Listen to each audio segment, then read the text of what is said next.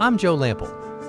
When I created Growing a Greener World, I had one goal: to tell stories of everyday people, innovators, entrepreneurs, forward-thinking leaders who are all, in ways both big and small, dedicated to organic gardening and farming, lightening our footprint, conserving vital resources, protecting natural habitats, making a tangible difference for us all. They're real, they're passionate, they're all around us. They're the game changers who are literally growing a greener world and inspiring the rest of us to do the same. Growing a Greener World, it's more than a movement, it's our mission.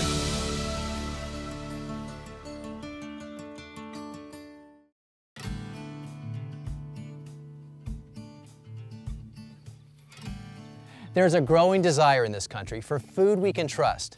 Consumers want to know more about where their food comes from, how it was grown, and who grew it, and it's caused a resurgence in small-scale agriculture.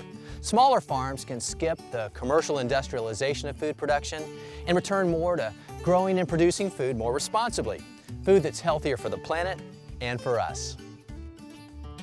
But more importantly, a new farmer is emerging who is young and extremely environmentally conscious. They're turning to small-scale farming because they want to make a difference in how America eats, which is great news because the average American farmer today is much older, and it looks like these young farmers are ready to answer the call about who will be growing our food in the future. Jenny and Chris Jackson are two young farmers ready to meet this challenge. Farming on just 4 acres outside of Atlanta, Georgia, they're committed to providing quality, naturally grown food to local consumers. They take the stewardship of their land very seriously. They grow all of the fruits, vegetables, herbs, and flowers without the use of any chemical fertilizers or pesticides. And they're hoping to make a difference in how their local community eats, one crop at a time.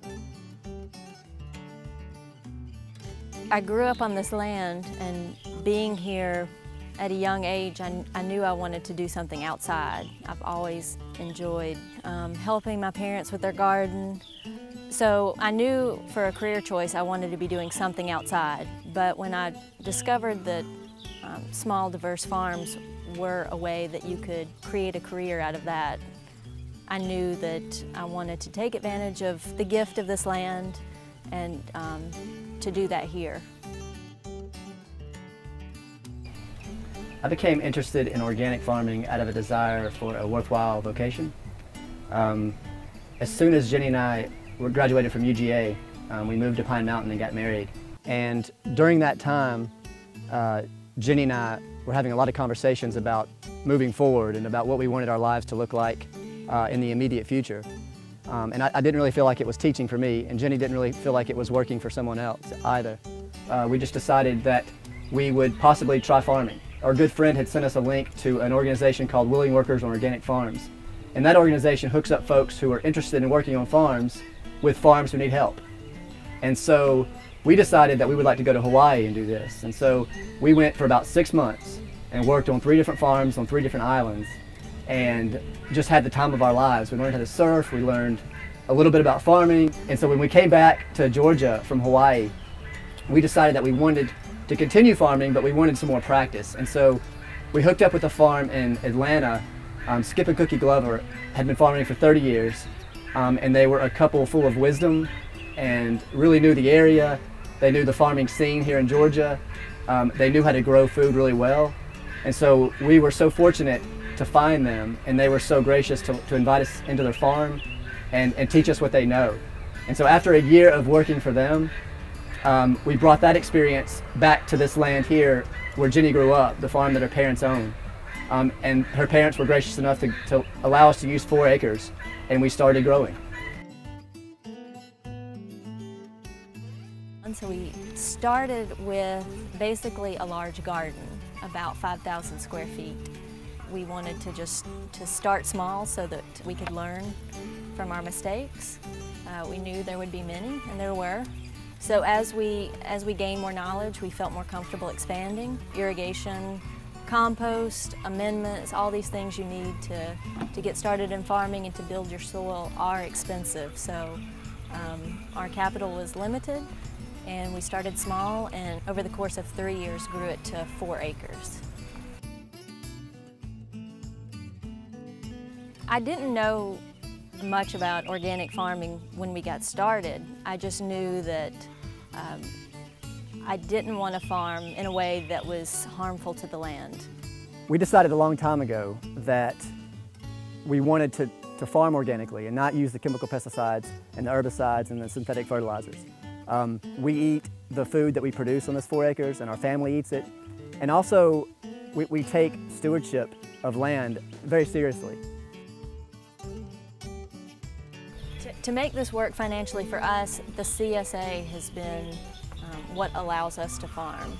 We have an incredible group of supporters that are willing to put up money at the beginning of the season so that we have money to buy seed and fertilizer and to pay our labor with. We don't have the stress of wondering where income's coming from week to week. We have it up front. The pressure comes in for providing for those folks that have put so much faith in us, but for the past 3 years it's really worked out beautifully.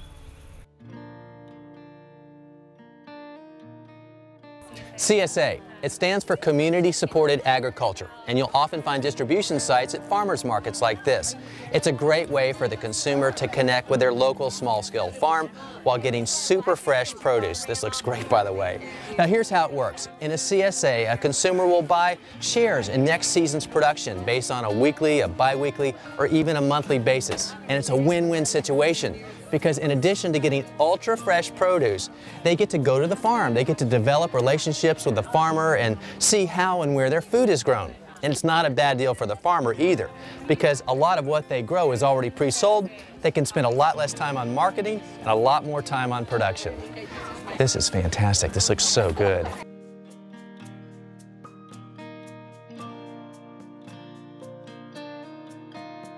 I feel like we're often asked, what's our favorite part, what's the most rewarding part, but I mean, it's really just the joy of it all. For us, it's being close to my family. It's transforming this land that was marginal soil to each year it becomes better, and we're producing more, being more efficient as we build the soil. One of the most rewarding parts for me is to work with my husband every day. I feel like a lot of couples can miss out on that time as they're working separate jobs, so we feel very fortunate to have a career together. One of the things I love about farming is just the connection, the relationships that are created. We have this very tight, ongoing love-hate relationship with the seasons and with the weather. It's challenging, but it's so beautiful to be able to sort of coexist with nature like that.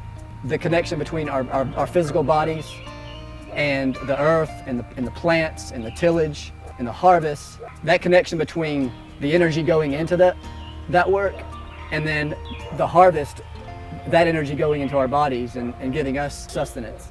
That whole cycle, that whole organism is extremely beautiful and rewarding.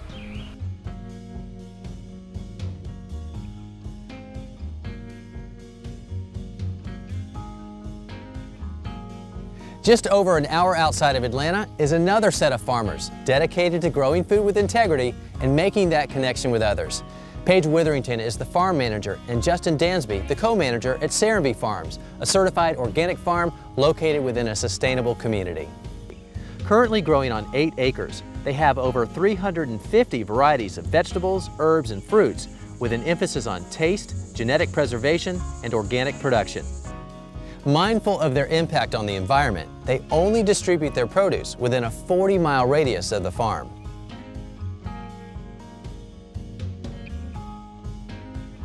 I started out going to school and I was studying engineering of all things.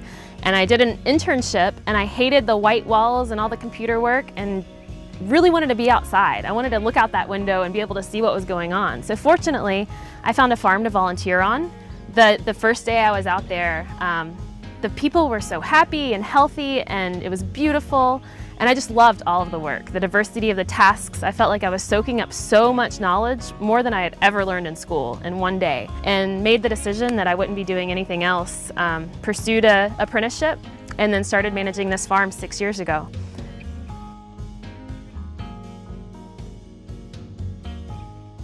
I grew up with a strong connection to farming. My father was a pine tree farmer. My grandfather was a big tomato farmer, so I always had my hands in the dirt from a young age, so I always felt that agriculture connection. I kind of switched paths after high school. I got into the technology world, helped start a few internet service providers, eventually went to Clemson for college and studied computers and minored in forestry, and started helping Paige out on the garden, and realized that I really did have an interest there, and did an apprenticeship, and I've been in love with it ever since. And I find it's a real occupation. It's hands in the dirt, and it's as real as you can get.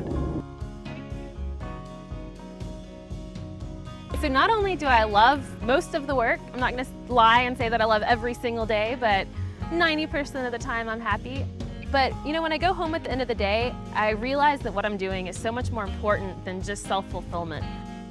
I get so much out of this career, and I learn so much just by observing nature and being a part of nature. But we're being stewards of the land. We're being stewards of our soil. We're giving back more than we're taking out of the earth. We're also training new farmers. Right now, the average age of farmers in this country is 55 years old. And that's a problem, because as these farmers continue to age, we're going to have a really big gap in who grows our food.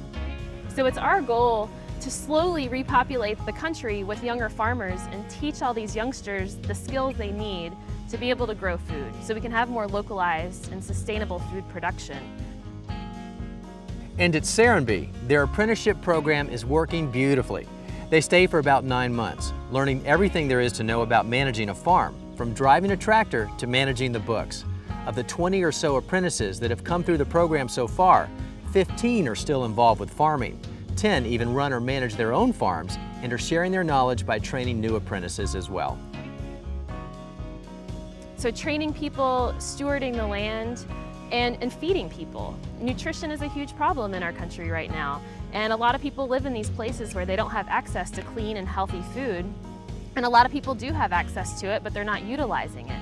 So getting our food into the local food bank, but then also being able to go to the farmer's market and sell people food that was harvested the day that they're purchasing it, at peak freshness without any chemicals, that's really what's important to me.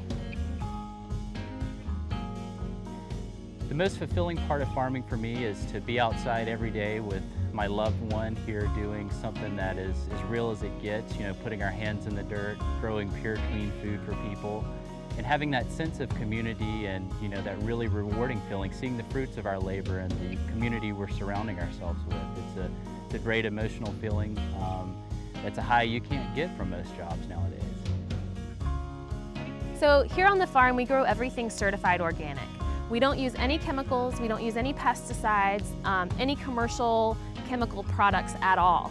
Another aspect of our organic status is that we're very diversified. We're constantly thinking about how we can encourage as much biodiversity and as much insect population and birds and bees, and really have a thriving farm full of life. At some point, everyone should tour a certified organic farm just to see how lush and healthy everything is when you apply organic and natural control methods and you're proactive in the process. And that rule applies everywhere, including right here at Serenbe.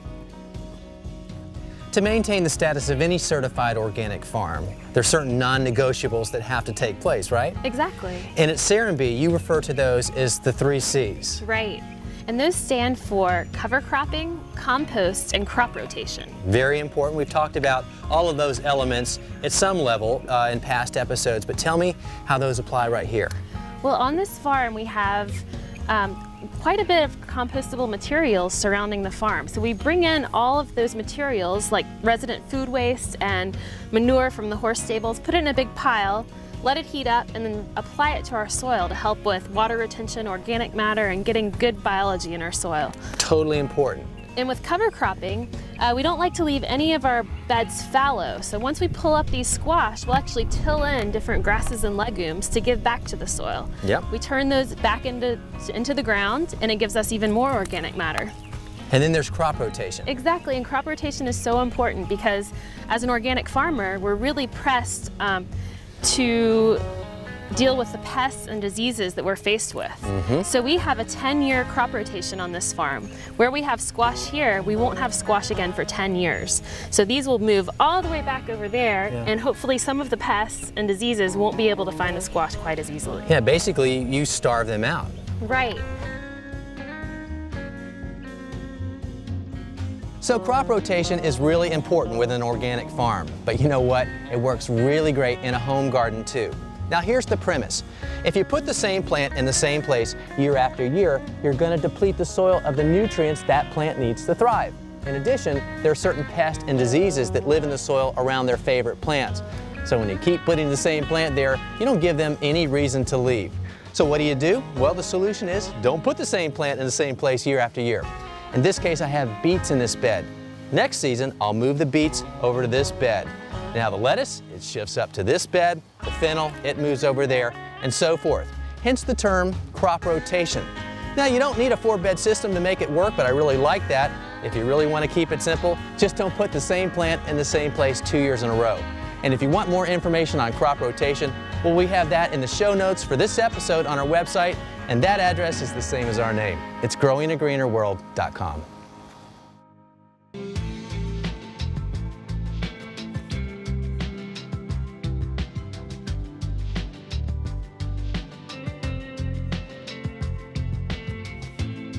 As we watch the shift in how our food is grown, it's encouraging to see new farmers so passionate about the work that they do. They're all committed to stewardship of the land and the responsibility that comes with it. And although they might be growing food on a small scale, they definitely get the big picture. For more information on farming and CSAs and buying food locally, you can check out our website, and the address is the same as our name, growingagreenerworld.com. You'll also find videos from past episodes and Chef Nathan's recipes too.